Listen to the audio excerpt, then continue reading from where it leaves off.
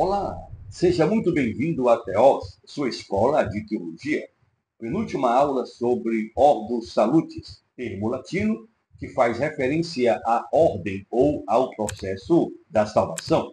É chamado assim porque busca apresentar em uma ordem lógica os vários movimentos do Santo Espírito na aplicação da obra da redenção na vida daquele a quem Deus quer salvar. Em aulas passadas, nós falamos do processo da salvação sob a perspectiva arminiana e calvinista, falamos sobre eleição, chamado eficaz, regeneração, conversão, justificação, adoção e santificação. Hoje, com a graça do Senhor, nós estudaremos a doutrina da perseverança dos salvos. Nós iniciamos a aula com duas perguntas. Primeira, o crente pode perder a salvação enquanto caminha para o céu? Se não pode, será que uma vez salvo, ele estará salvo para sempre? Geralmente, os que contestam uma resposta negativa a esta pergunta argumentam que, se o crente não pode perder a sua salvação, significa que ele pode fazer o que quiser, pecar à vontade, isso não vai interferir em nada na salvação da sua alma. Este foi um dos sérios questionamentos que Paulo respondeu quando escreveu à igreja de Roma, lá em Romanos capítulo 6. A pergunta era: haveremos de pecar porque não estamos debaixo da lei e sim da graça? Era esta a pergunta? A resposta de Paulo foi um enfático não. Paulo rejeitou esta hipótese, dizendo o seguinte: de modo nenhum. Como viveremos ainda no pecado? Nós, os que para ele morremos. Considerai-vos mortos para o pecado, mas vivos para Deus.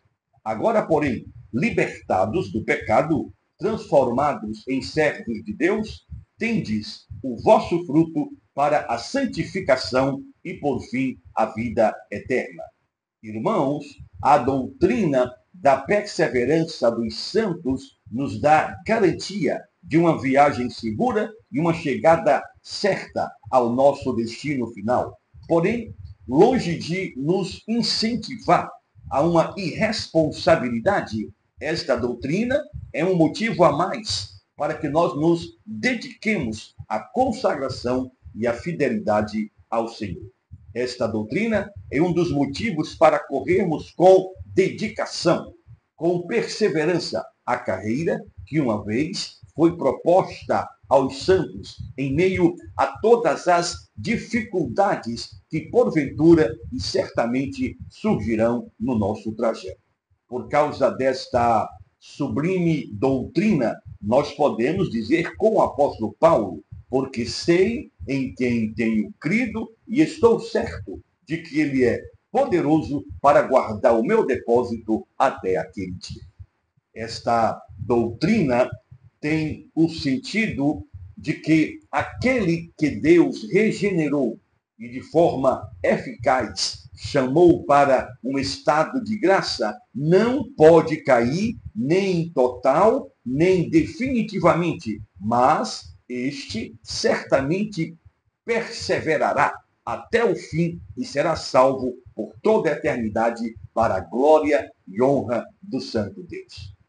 Vale salientar que a Igreja de Roma, com seu semi-pelagianismo, terminantemente negava esta doutrina, a doutrina da perseverança dos salvos, e colocava a perseverança destes exclusivamente na dependência da incerta obediência do homem. Por sua vez, os reformadores, com seu grito sola scriptura, resgataram e restabeleceram esta doutrina, colocando-a no seu devido lugar.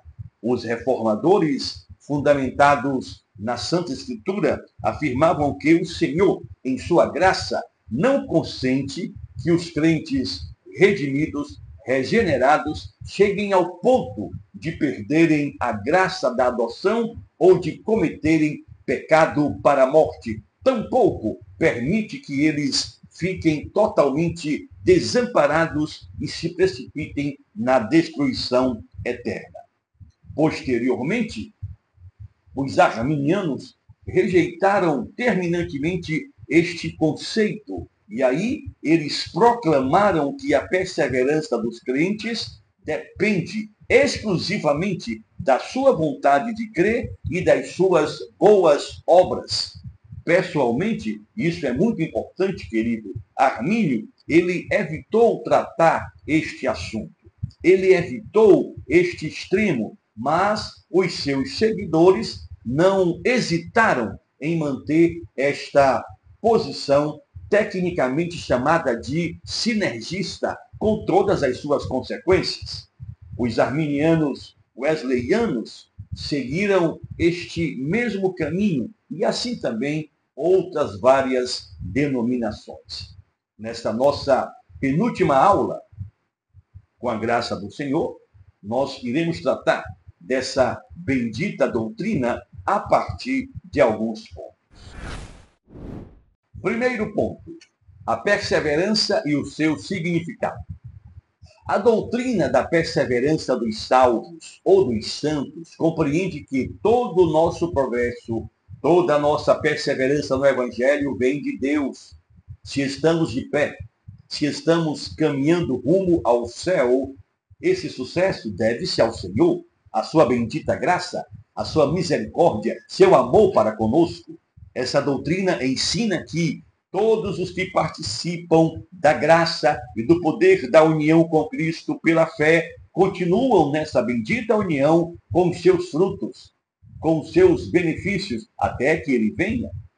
Por meio da obra perseverante do Deus Trino, os salvos permanecem na verdadeira fé e nas obras que procedem da fé enquanto estiverem caminhando, peregrinando neste mundo rumo à eternidade. Fundamentado na Santa Bíblia, a doutrina da perseverança afirma que, se pelo Espírito de Deus o crente foi regenerado, convertido, redimido, justificado, adotado na família de Deus e está sendo santificado, então ele não pode perder a salvação, pois Deus o guardará. A perseverança do crente redimido é fruto da preservação da parte de Deus, ou seja, o crente persevera na caminhada da fé porque Deus o preserva. É a preservação de Deus que faz com que o crente persevere na caminhada. Isso significa que o crente salvo não pode ser separado total e finalmente do estado de graça, pois Deus jamais vai rasgar a certidão de nascimento de um de seus filhos. Aleluia! Por meio da obra perseverante do Deus Trino, todos os redimidos permanecem na verdadeira fé e nas obras que procedem desta fé enquanto estiverem neste mundo. Você pode ler 1 Coríntios, capítulo 1, versículos 8 e 9, João 6, 37 a 40 e 2 Timóteo 4, 7. Claro, essa doutrina não significa que os crentes estão imunes ao pecado.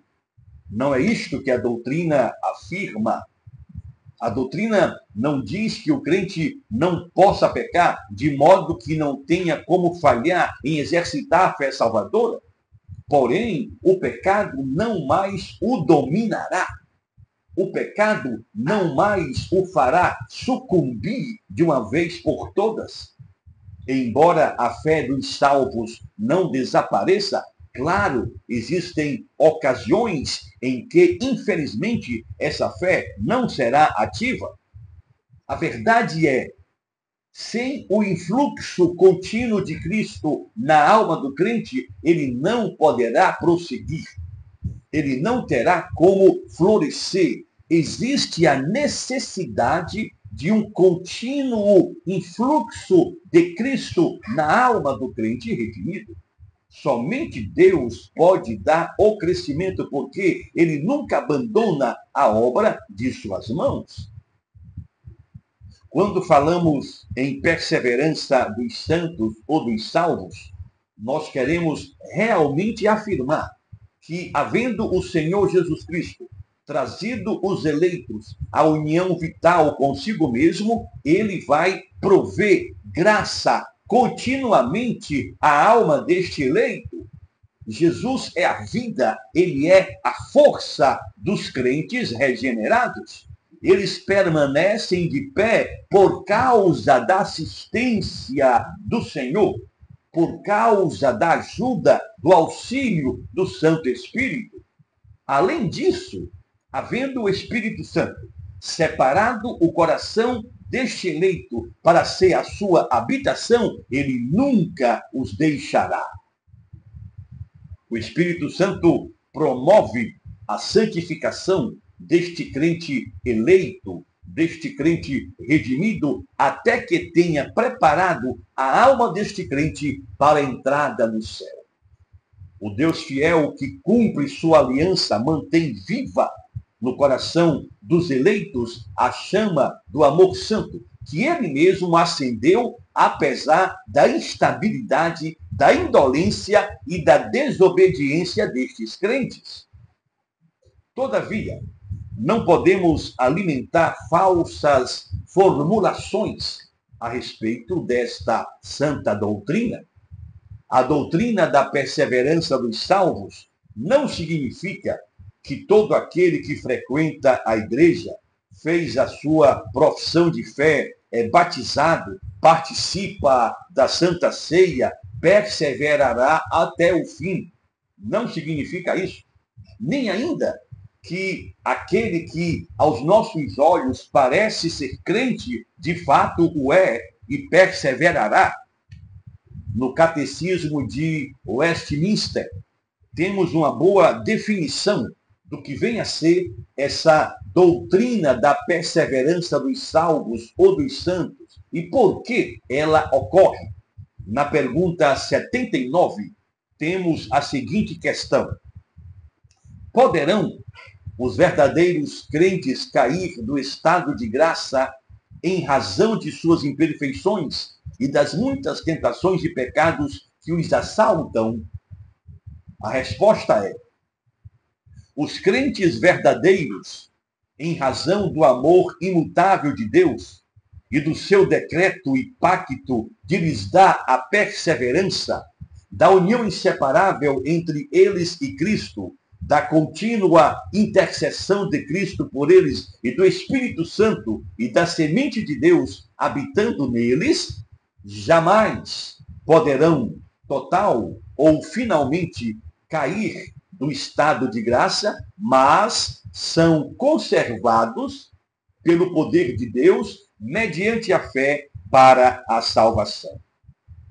Quando lemos essa extraordinária resposta, nós podemos destacar duas verdades. Primeira, a perseverança é uma realidade apenas para os verdadeiros crentes, os redimidos pelo sangue de Jesus. Como já afirmamos anteriormente, esta é uma doutrina que diz respeito àqueles que são verdadeiramente crentes, os escolhidos de Deus, os redimidos, ou seja, os que nasceram de novo, os que foram regenerados. Para estes há a promessa e a esperança de serem confirmados até o fim. Na vida dos seus filhos, o Senhor completará até o dia de Cristo a obra que ele iniciou. Deus os guardará íntegros e santificados. Quando lemos a resposta do catecismo, uma segunda verdade precisa ser destacada. Para aquele que é salvo, há uma impossibilidade de cair do estado de graça. Esta é uma afirmação que encontra em diversas partes da Bíblia. Nós podemos perceber isto em muitas áreas da Bíblia Sagrada. Os verdadeiros crentes jamais cairão da graça ou perderão a sua condição de salvo. Muito embora haja toda a possibilidade do crente cair na graça, ele jamais cairá da graça. A consumação da nossa salvação, a posse plena da nossa herança celestial é certa. Por que é certa? Porque o propósito de Deus é guardar os seus eleitos até lá, até o fim. O próprio Espírito Santo é quem age, é quem trabalha com todo o seu poder, guardando-nos até a consumação plena da nossa redenção. Escute, irmão, aquele que come do pão celestial vive eternamente. Aleluia! Aquele que bebe da água da vida nunca mais terá sede. É isso que o Senhor Jesus garante. Quem beber da água que eu lhe der nunca mais terá sede, porque a fonte nunca seca. Glória a Deus. Ponto 2. Prova da doutrina da perseverança. É possível provar a doutrina da perseverança dos santos ou dos salvos com certas afirmações bíblicas e também mediante a inferência de outras doutrinas. Em Romanos capítulo 11, versículo 29, o apóstolo Paulo diz assim: porque os dons e a vocação de Deus são irrevogáveis, isto é, são sem arrependimento. Isso significa que a graça de Deus revelada em sua vocação nunca mais é retirada. Por quê? Porque Deus jamais se arrependerá de havê-la dado. Sem forçar uma hermenêutica preconcebida, nós podemos dizer que esta afirmação é de caráter geral, embora no contexto em que ela se encontre, faça alusão à vocação de Israel. Na escritura de João 5,24, lemos as palavras de Jesus. Em verdade vos digo, quem ouve a minha palavra e crê naquele que me enviou, tem a vida eterna. Não entra em juízo, mas passou da morte para a vida. O ponto que a gente precisa observar nessa escritura é que aquele que crer em Jesus como seu Salvador já tem a vida eterna. E porque já tem a vida eterna, ele passou, isso mesmo, passado, passou da morte para a vida. Jesus prometeu vida eterna a todos aqueles que o Pai lhe havia dado. Aliás, a Bíblia Sagrada, em Hebreus 5,9, vai declarar que Jesus é o autor da salvação. E essa salvação não é temporária, ela é eterna. Então, a pergunta que temos de fazer é: uma vida que se ganha com o risco de perdê-la é vida eterna? É possível imaginarmos um Cristo que dá vida eterna e depois a toma? Logicamente que não, irmão.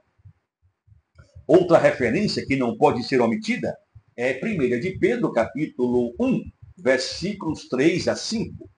Nessa escritura, Pedro diz: bendito o Deus e Pai de nosso Senhor Jesus Cristo, que segundo a sua muita misericórdia nos regenerou para uma viva esperança, mediante a ressurreição de Jesus Cristo dentre os mortos, para uma herança incorruptível, sem mácula, imarcessível, reservada nos céus, para vós outros que sois guardados pelo poder de Deus, mediante a fé, para a salvação preparada para revelar-se no último tempo. Nesse texto, o apóstolo Pedro começa louvando, bendizendo a Deus, mas a pergunta é: por quais motivos ele está louvando a Deus? Ele está bendizendo ao Senhor. Ele está louvando a Deus porque fomos regenerados por causa da sua muita misericórdia.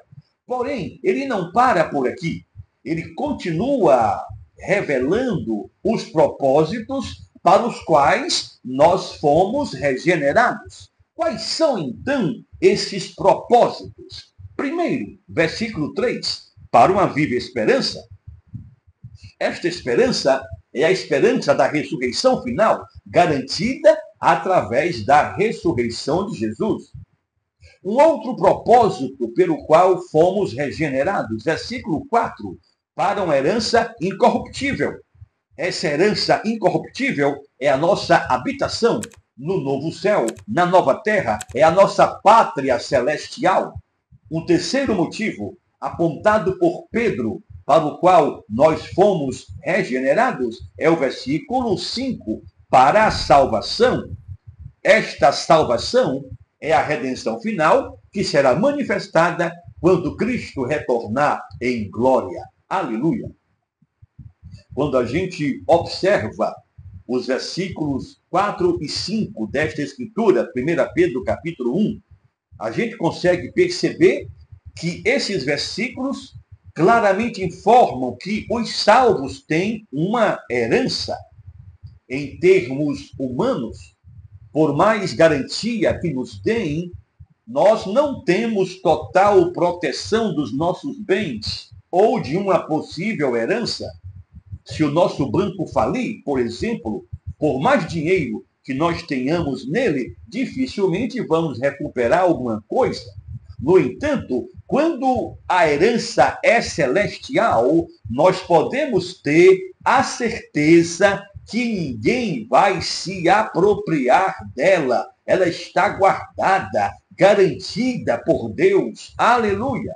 Ninguém poderá roubar aquilo que Deus tem preparado para nós, porque Ele mesmo é quem guarda, irmão. Agora, uma pergunta quando o assunto é herança. Que garantia nós temos de que estaremos lá para recebermos esta herança? Em muitos casos, os herdeiros morrem antes mesmo do doador. E eles não têm como receber a sua parte na herança. Morrem antes de recebê-la. Felizmente, este não é o nosso caso. Por quê? Porque o próprio Deus é quem garante também aquele que vai recebê-la.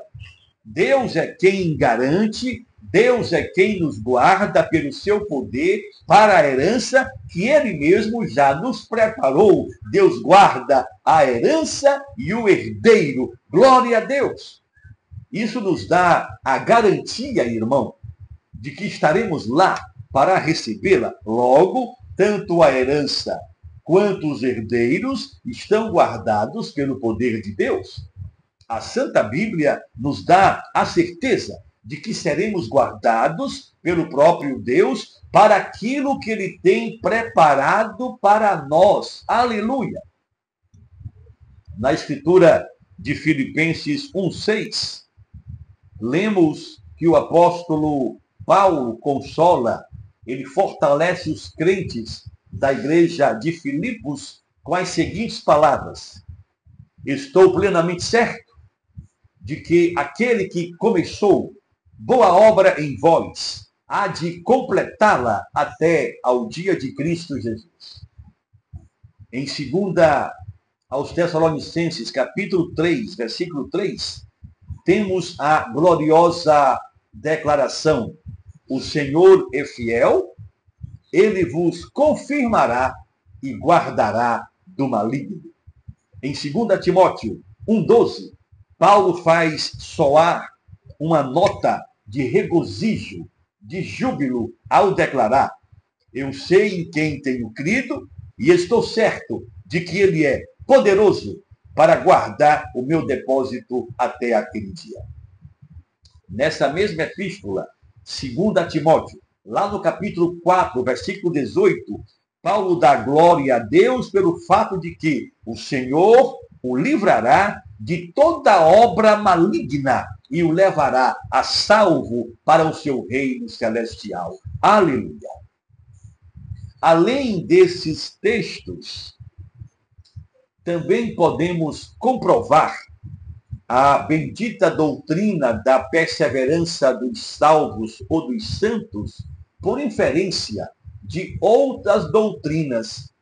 Por exemplo, quando olhamos para a doutrina da eleição, claramente percebemos que ela não significa apenas que os eleitos serão favorecidos por certos privilégios, por determinados méritos externos e por isso poderão ser salvos. Não, não.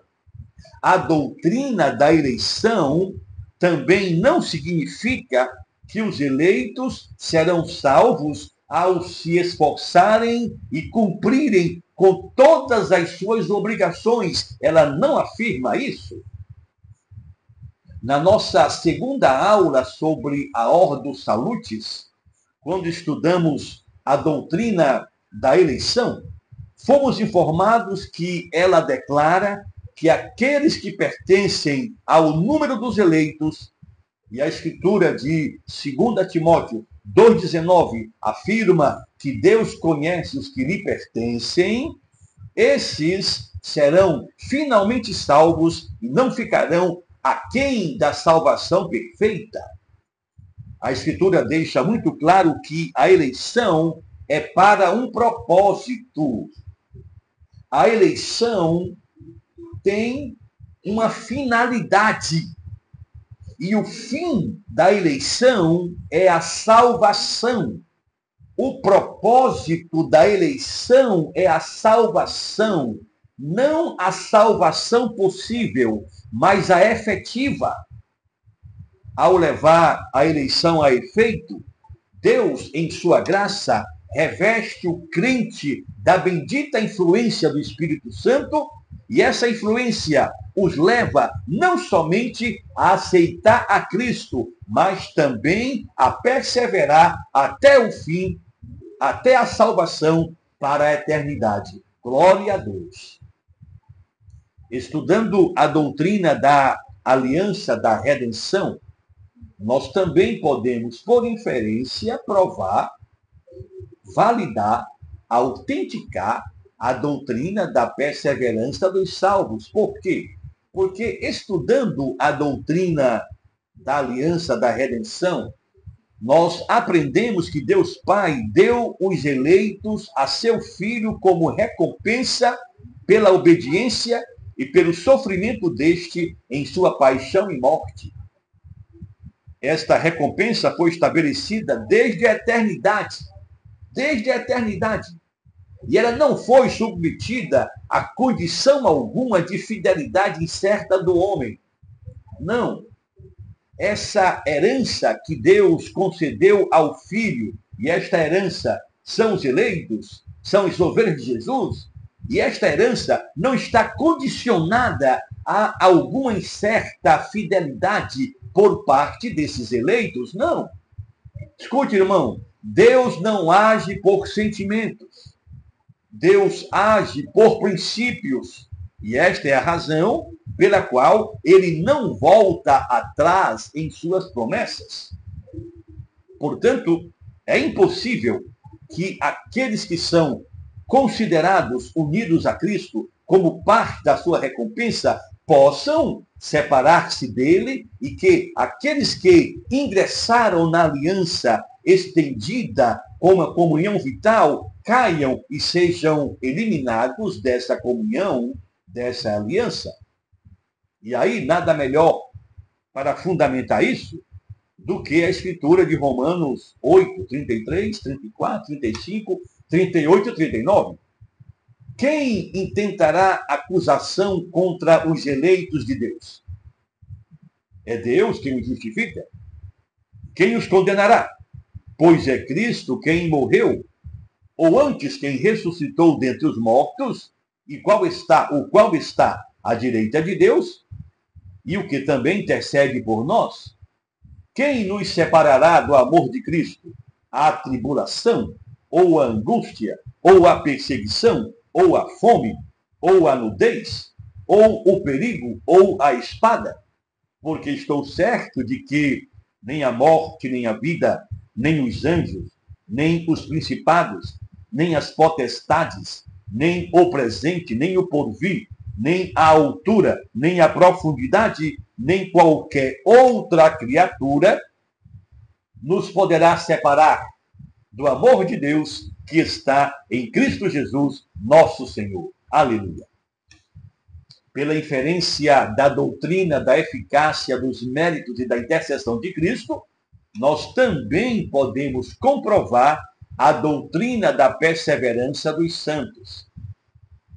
Esta doutrina afirma que, em sua obra expiatória, Cristo pagou o preço necessário para adquirir o perdão e a divina aceitação de todas as suas ovelhas. O preço foi pago. A redenção foi concluída, está consumado. A justiça de Cristo constituiu a base perfeita para a justificação do pecador. E por causa disso, é impossível que aquele que é justificado pelo pagamento de um preço tão perfeito, tão alto, tão eficaz, como que foi integralmente pago por Cristo, fique de novo debaixo de maldição. É impossível. Além disso, Cristo faz constante intercessão por aqueles que foram lhe dados pelo Pai. E a sua oração intercessória por seu povo é sempre eficaz. Através da doutrina da união com Cristo, podemos declarar que os que estão unidos a Cristo pela fé tornam-se participantes do seu Espírito e assim tornam-se com ele um corpo, pulsando neles a vida do Espírito Santo. Compartilham a vida de Cristo e porque Cristo vive neles, eles vivem também. É impossível que sejam retirados do corpo de Cristo e assim frustrem o ideal divino. A união é permanente, visto que se origina numa causa permanente e imutável, qual seja o livre, o eterno, o soberano e santo amor de Deus.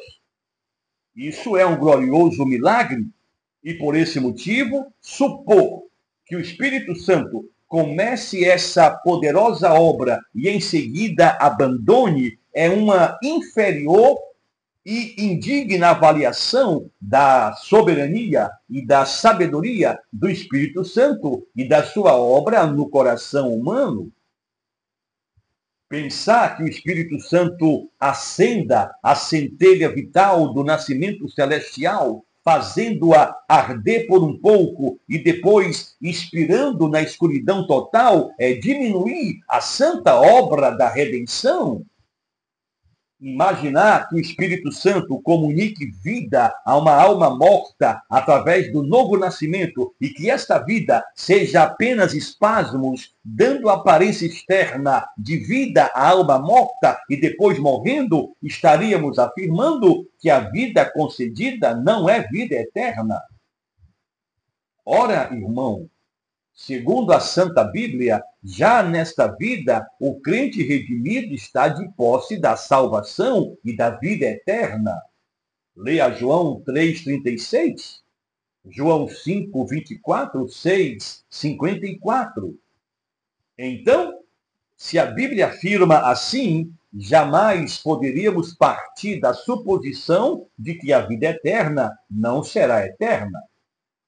Sem nenhum esforço, nós podemos concluir que é evidente na Bíblia que os crentes redimidos podem, já nessa existência, nessa dimensão, alcançar a segurança da salvação. Hebreus 3,14, Hebreus 6,11, 10, 22, 2 de Pedro 1,10.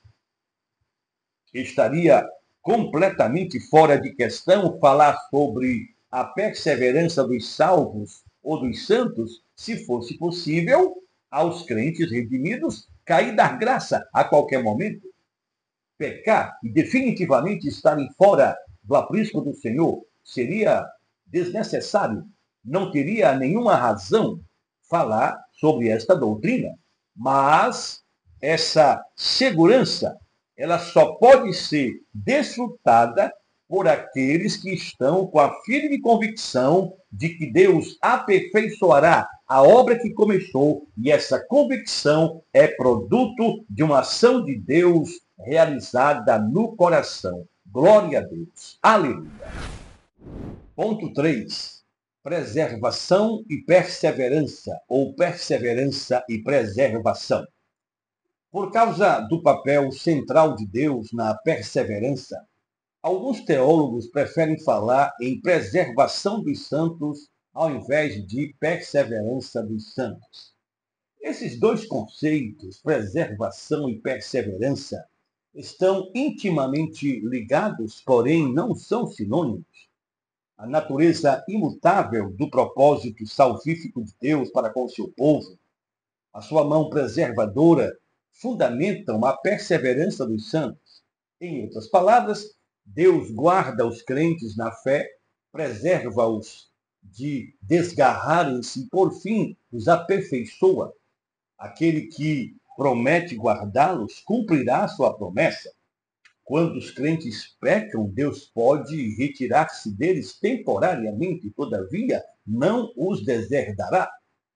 Podemos confiar que Deus completará a obra da graça que começou nos seus, porque Cristo é o autor e também é, segundo a Bíblia, o consumador da fé.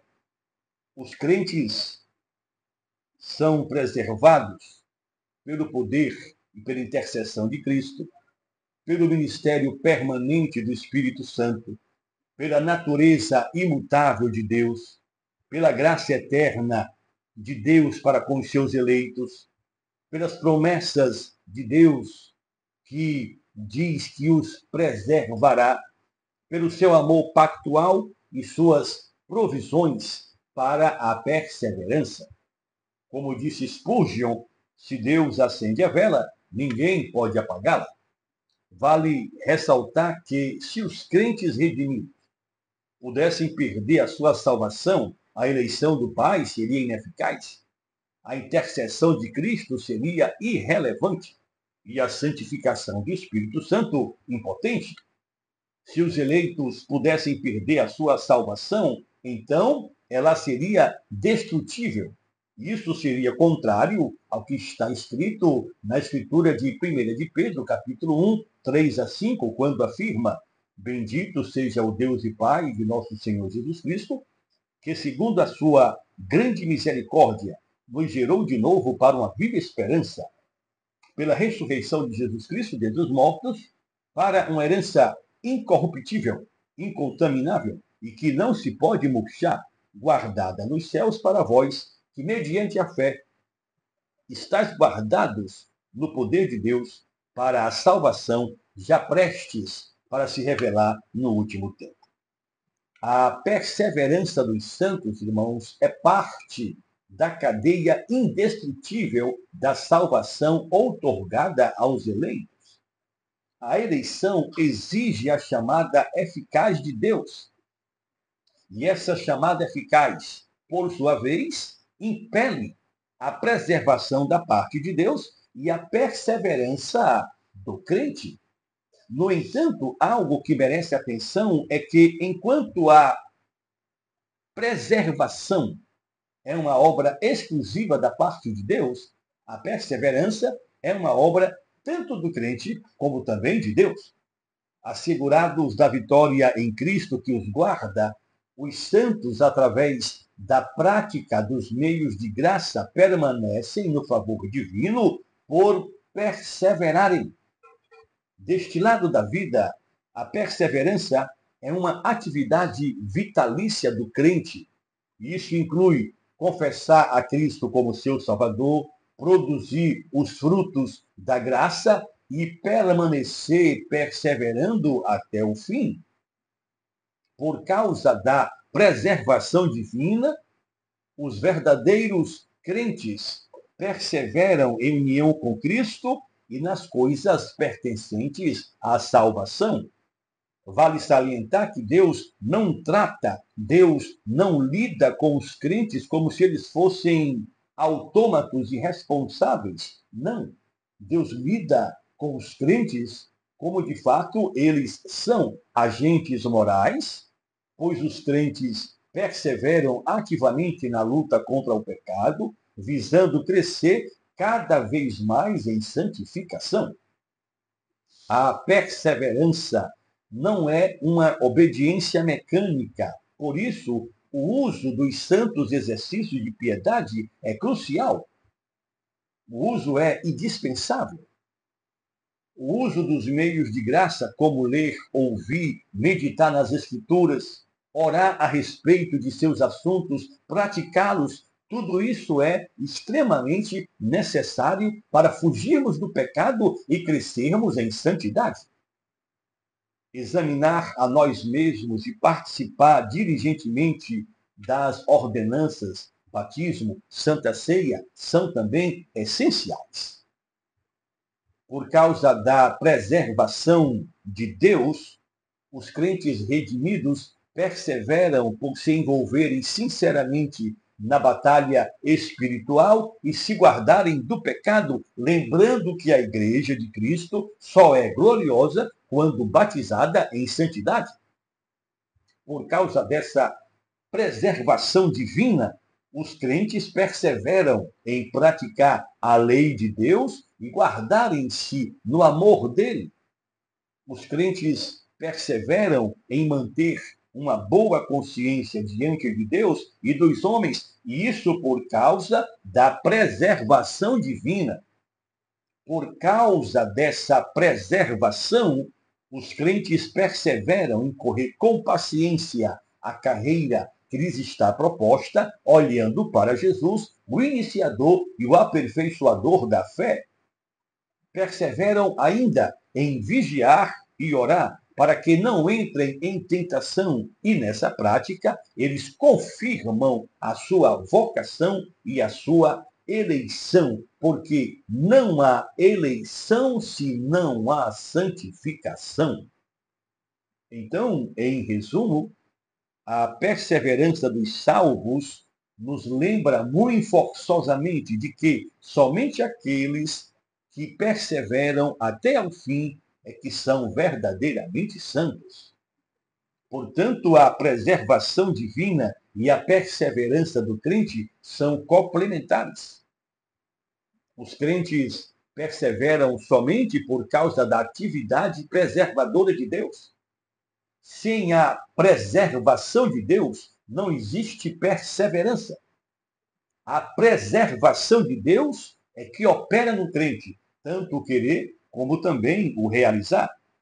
Deus os encontra em suas dúvidas, temores, aflições e provê para este crente graça, força, resiliência, para que ele continue perseverando, pois o que Deus ordena ao crente é que ele persevere.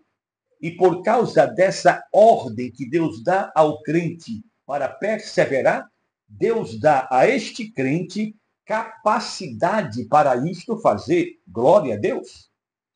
John Owen, resumindo isso, ele diz assim: a graça não anula a nossa responsabilidade, mas nos capacita a cumpri-la. Ela não nos isenta dos deveres, mas nos equipa para o cumprimento deles. Portanto, a perseverança se estende além da preservação. Por quê? Porque enfatiza a responsabilidade do crente. Assimilar essa natureza dupla da doutrina da perseverança dos salvos evita tanto o erro do hipercalvinismo, que afirma que, se é certo que eu serei preservado por Deus, então não há nenhuma necessidade de eu perseverar. Como também evita o erro do arminianismo, que declara: se a minha perseverança é o fator mais importante, então não existe razão para crer na preservação da parte de Deus, pois sou eu que tenho que me esforçar para permanecer em pé.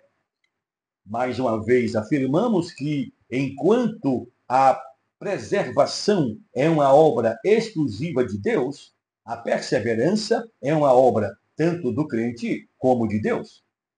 Por causa da preservação divina, os verdadeiros crentes perseveram em união com Cristo e nas coisas pertencentes à salvação. Glória a Deus por isso. Ponto 4. A perseverança e a segurança na fé. A segurança na fé, irmão, é a convicção do crente quanto ao fato de que, pela graça de Deus, ele pertence a Cristo, recebeu o perdão de todos os pecados e herdará por fim a vida eterna. Alguém que possui a verdadeira segurança não somente crê em Cristo para a salvação, mas também sabe que crê e que é amado graciosamente por Deus. Essa segurança inclui o livramento da culpa, alegria em Deus e um senso de pertencer à família de Deus. Essa segurança se revela em comunhão íntima com o Senhor, obediência sincera, profundo anseio por glorificar Cristo em todas as coisas, em qualquer circunstância.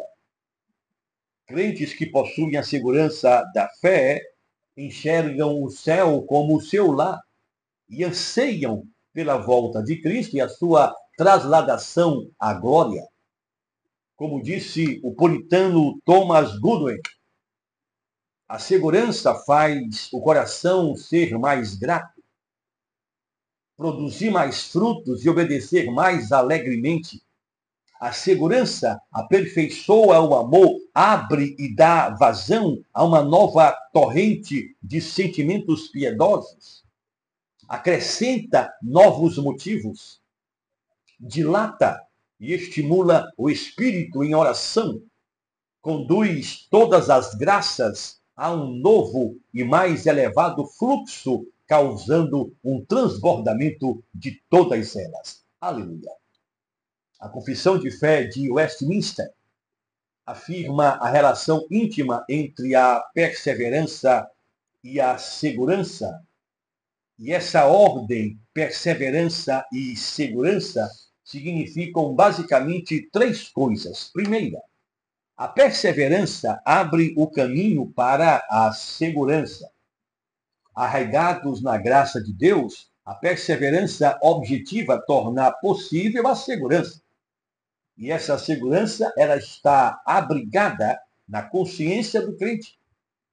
Se um crente não crê na perseverança dos santos, não pode estar certo de que irá ao céu. Ele pode saber que está num estado de graça, mas não tem meios de saber se continuará nesse estado. Que tristeza! Então, a segurança está unida à doutrina da perseverança, pois a certeza de salvação segue a certeza de perseverança. Ninguém é salvo sem perseverar. Essa ordem, perseverança e segurança significa uma segunda coisa. A perseverança aumenta a segurança.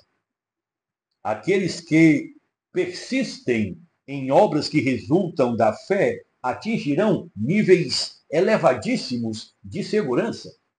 Esta é a razão porque os crentes têm de perseverar até ao fim na fé, na santidade, na obediência, no temor a Deus.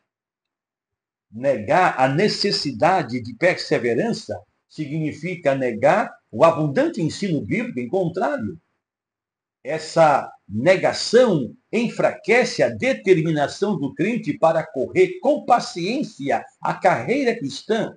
E isso, por sua vez, o tornará sujeito à disciplina do Pai. A ordem, perseverança e segurança significa uma terceira coisa. A perseverança estimula o crente a viver com esperança. À medida que os crentes perseveram, eles se tornam cada vez mais confiantes na vitória em Cristo. E, além disso, do seu futuro com Ele na glória.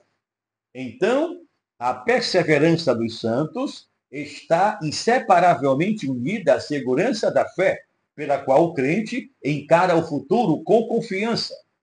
Não com a ideia de que todos os perigos e todas as ameaças foram removidas, não.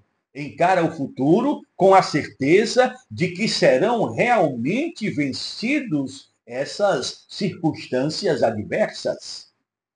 Portanto, os crentes podem ter certeza de sua perseverança. E essa certeza está fundamentada na preservação dos eleitos para a salvação. Se não houver a preservação de Deus, todo crente se desesperará. Por quê? Porque as nossas falhas nos destruirão. Qualquer fruto que acharmos possuir, qualquer coisa que a gente achar que tem, se não houver essa preservação por parte de Deus, isso tudo desaparecerá. Se não houver essa preservação por parte de Deus, a própria segurança será aniquilada. Então, a segurança está arraigada na graça soberana e nas promessas do Senhor. A segurança ajuda o crente a perseverar. Primeiramente, por encorajá-lo a descansar na graça de Deus e em suas promessas. Promessas que nós encontramos no Evangelho. Em segundo lugar, por apresentar essas promessas como um motivo poderoso para o viver do crente. Ponto 5. Problemas relacionados à perseverança. Como explicar aqueles que parecem ser cristãos, mas se apartam apostatando a fé? Na parábola do semeador, o Senhor Jesus descreve essas pessoas, advertindo que nem toda pessoa que responde de forma entusiasta ao Evangelho é uma resposta salvadora. Ouvintes comparados a solo rochoso recebem inicialmente o Evangelho, germinam, florescem, mas eles murcham quando as dificuldades surgem. Eles podem ter possuído vários graus de convicções, de impressões da graça comum de Deus, mas não tinham fé salvadora. E porque faltava essa fé, nunca nasceram de novo. Falando sobre isso, John Owen apresentou um silogismo. O silogismo é uma estrutura básica de um argumento ou de um raciocínio dedutivo, o qual é formado por 3 proposições que estão interligadas. Falando sobre este assunto, Owen apresenta o seguinte silogismo: os eleitos não podem cair. Alguns que professam a fé caem. Portanto, esses que professam a fé e caem não são crentes eleitos. Desta forma, não há a possibilidade de alguém levianamente afirmar, uma vez salvo, salvo para sempre, enquanto vive no pecado, pois onde não há santificação, não existe eleição. A perseverança não significa que podemos viver como nos agrada somente porque professamos crer em Cristo. Existe um modo de pensar que tecnicamente é chamado de antinomianismo. A palavra anti significa contra e nomos significa lei. Portanto, antinomianismo significa contra a lei. É o antinomianismo, irmão, que diz: se você é salvo, é sempre salvo, não importando quão pecaminosamente vive.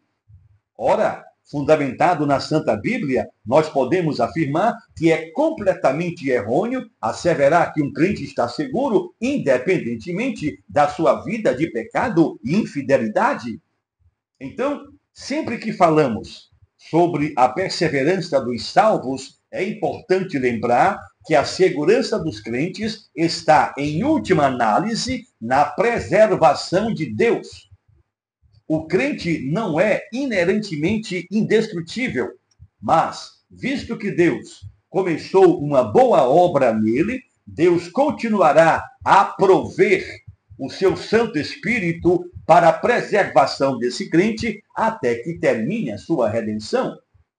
Portanto, a noção de uma vez salvo, salvo para sempre, é incompleta, como se a salvação de Deus consistisse apenas na justificação do pecador, excluindo as coisas que acompanham a salvação, tais como o arrependimento, a fé e a santificação.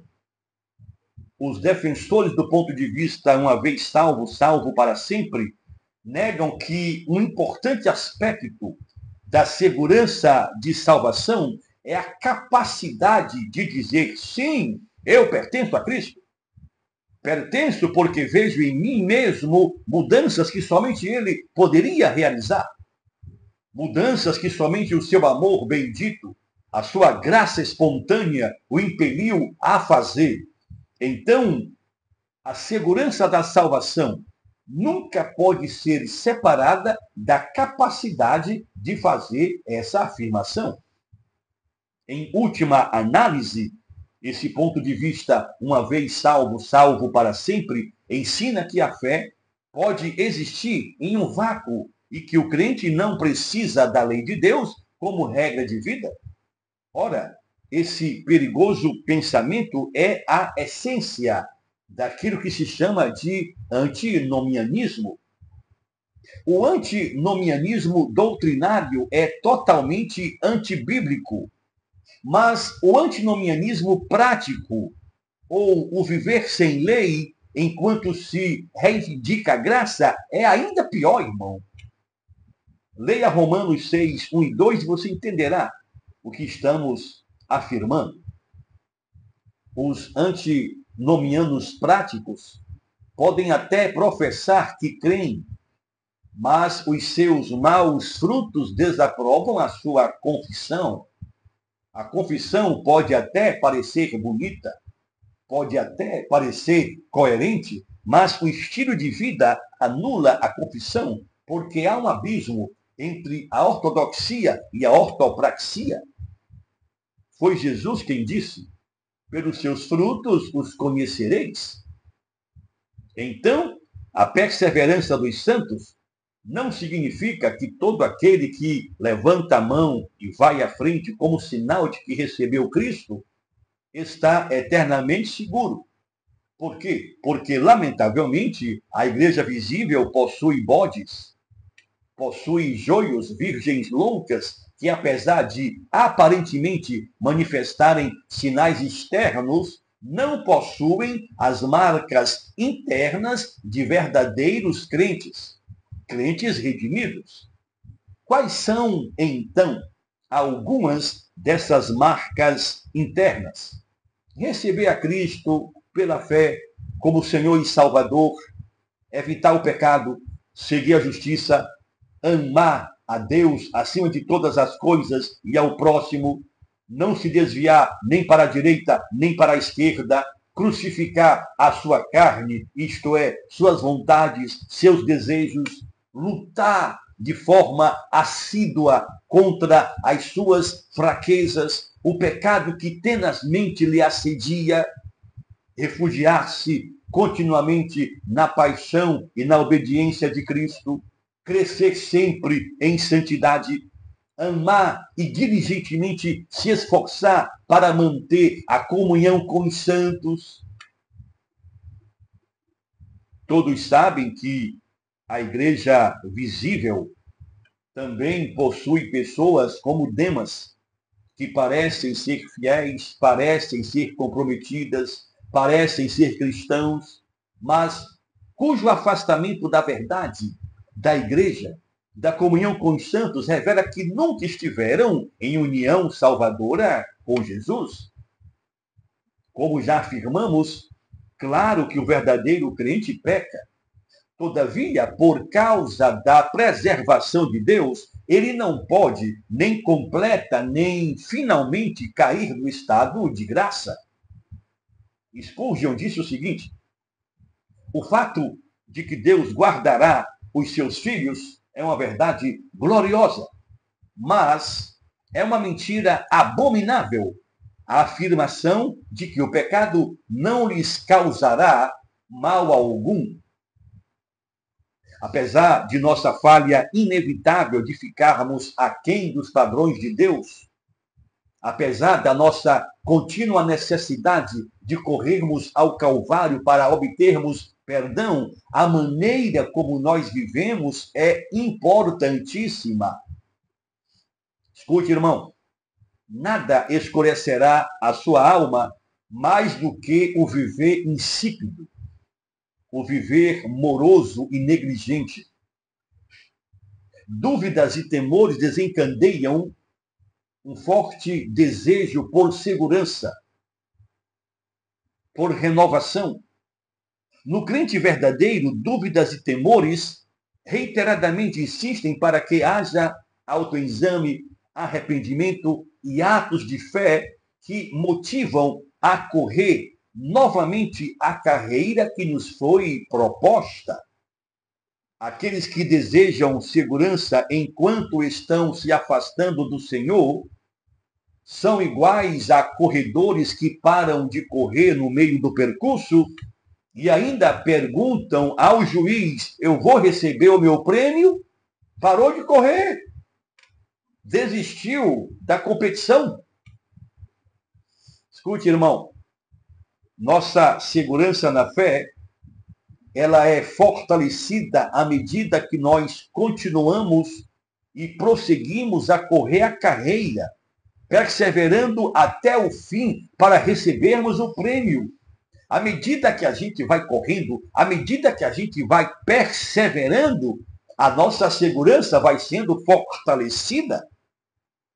Finalmente, lembramos que as passagens bíblicas que nos advertem a não nos afastarmos de Cristo, tais como Hebreus 6, 4 a 6, muito famosa essa passagem, Hebreus 6, 4 a 6, essa passagem e outras não afirmam a apostasia dos santos. Pelo contrário, essas passagens nos exortam a perseverarmos na fidelidade a Deus, a perseverarmos na sua revelação, revelação da nova aliança em Cristo. Deus usa admoestações sérias, exortações sérias para nos guardar de desvios e de perigos inúmeros. Quando nossos filhos eram novos, nós os advertíamos frequentemente de que poderiam morrer se fossem à rua movimentada à frente da nossa casa. Não passa daqui. Nós lhes mostrávamos um limite, uma linha imaginária, e nós dizíamos: não devem cruzar esta linha. E esta linha estava distante da rua. Se ultrapassassem aquela linha e se encaminhassem para a rua, a minha esposa os pegava e os trazia de volta antes que chegassem à rua. Preste atenção. Quando nós cruzamos a linha e cairmos no pecado, os olhos paternos de Deus, a sua bendita mão disciplinadora, nos trazem novamente ao arrependimento, ao perdão, antes que nós destruamos a nós mesmos na estrada da apostasia.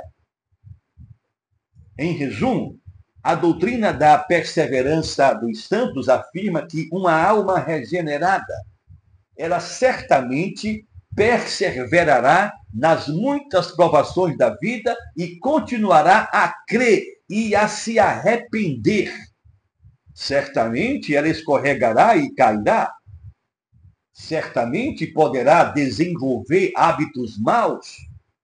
Lutará contra dúvidas, contra temores, mas, apesar de tudo isso, continuará avançando assim como começou, por causa da graça de Deus a ela ministrada, por causa da preservação do Senhor.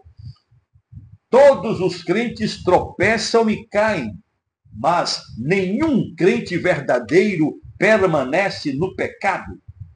Ele pode até cair, mas toda vez que cair, ele fará a oração do filho pródigo: levantar-me-ei e irei ter com o meu pai.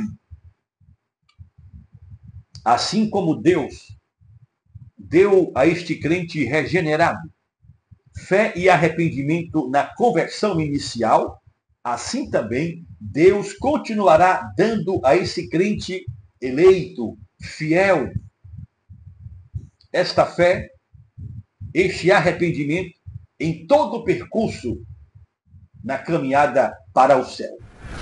Sexto e último ponto. Tudo por meio da maravilhosa e bendita graça de Deus. Mais uma vez afirmamos que é totalmente possível o crente regenerado cair na graça, mas não há nenhuma possibilidade de ele cair da graça, visto que a perseverança do crente depende daquele que realiza a obra de salvação, ou seja, o Deus Trino. Todo crente é uma joia de Cristo e não pode ser perdida. Novamente, eu cito Spurgeon. Ele diz: as joias terrenas são às vezes separadas dos seus donos. As joias de Cristo, nunca. As joias terrenas são às vezes perdidas. As de Cristo, nunca. As joias terrenas são às vezes roubadas. As de Cristo, nunca. Nunca. Nunca. Oh, isso é maravilhoso, irmão. Em última análise, a esperança dos verdadeiros crentes está não no seu frágil apego a Deus, e sim em Deus que nos segura poderosamente. Não sou eu quem seguro na mão de Deus. Eu posso soltar, eu posso me desgrudar, sou fraco. Então, não sou eu quem seguro na mão de Deus. É Deus quem me toma na sua mão, e das suas mãos ninguém me arrebatará. Aleluia! Os cânones de Dort, capítulo 5º, artigo 15º, concluem seu ensino sobre a perseverança com essas palavras triunfantes. A mente carnal é incapaz de compreender esta doutrina da perseverança dos santos e da certeza resultante que Deus tem revelado abundantemente em sua palavra para a glória do seu nome e a consolação de nossa alma, e que ele grava no coração dos fiéis. Satanás odeia esta doutrina. O mundo a ridiculariza. Os ignorantes e os hipócritas abusam dela e os hereges se lhe opõem. Mas a esposa de Cristo tem sempre amado com muita ternura e defendido constantemente esta doutrina como um tesouro inestimável. E Deus, contra quem nenhum conselho e nenhuma força podem prevalecer, disporá a Igreja de Cristo a continuar mantendo essa conduta até ao fim. Ora, ao único Deus, Pai, Filho e Espírito Santo, sejam a honra e a glória para sempre. Amém. Caminhando para a conclusão desta penúltima aula, afirmamos que esta é uma das doutrinas pilares na fé cristã. Por quê? Porque ela nos encoraja para a luta. Ela também nos mostra que o sacrifício de Cristo não foi em vão. E, principalmente, ela nos conduz à humildade e não à arrogância. Através dessa bendita doutrina, descobrimos que todo o mérito é de Cristo e não nosso, Toda honra pertence a Ele. Todo louvor é dele. Se estamos de pé, é por causa dele. Se caminhamos rumo ao céu, é por causa dele. Irmãos, o Senhor nos conclama a perseverarmos até o fim. E mais que isso, Ele nos concede os meios para lá chegarmos. Nós podemos nos fortalecer através da leitura da Bíblia, da oração, da comunhão com os nossos irmãos, da santificação, da participação da Santa Ceia. Por último, a doutrina da perseverança e segurança dos santos é a certeza de que o crente regenerado chegará ao céu apesar das muitas lutas, das inúmeras tentações e do pecado que tenazmente nos assedia. A doutrina da perseverança e segurança dos santos é a certeza de que nenhum soldado de Cristo se perderá. Nenhum soldado será esquecido, será deixado morto no campo de batalha. Nenhum. Não existirá cadeiras vazias no céu. Aleluia. Eu termino com Judas 24, 25. Ora, aquele que é poderoso para vos guardar de tropeçar e apresentar-vos irrepreensíveis com alegria perante a sua glória ao Deus único, sábio, Salvador nosso, seja glória e majestade, domínio e poder, agora e para todos sempre. Amém. Na próxima aula, se o Senhor permitir, nós concluiremos o curso sobre Ordo Salutis, falando da doutrina da glorificação. Se você quiser receber um certificado de conclusão desse curso, entre em contato conosco e nós te enviaremos um pequeno questionário. Entre também no grupo de alunos no WhatsApp.